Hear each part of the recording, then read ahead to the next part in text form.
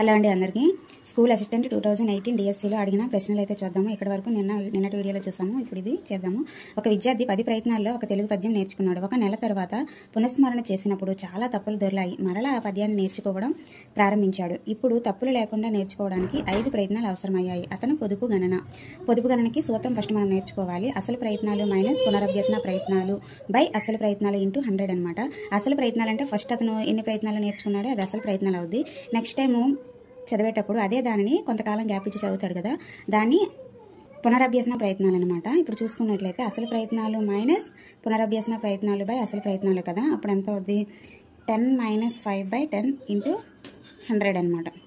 అప్పుడు 5/10 ఇంటూ 100 వేసుకుంటే మనకు ఆన్సర్ ఎంతంటే 50 వస్తుంది అనమాట. First option correct answer. Next bits next వీడియోలో చేద్దాము. నెక్స్ట్ బిట్స్ మీ వరకు రావాలంటే ఛానల్ని సబ్స్క్రైబ్ చేసుకోండి.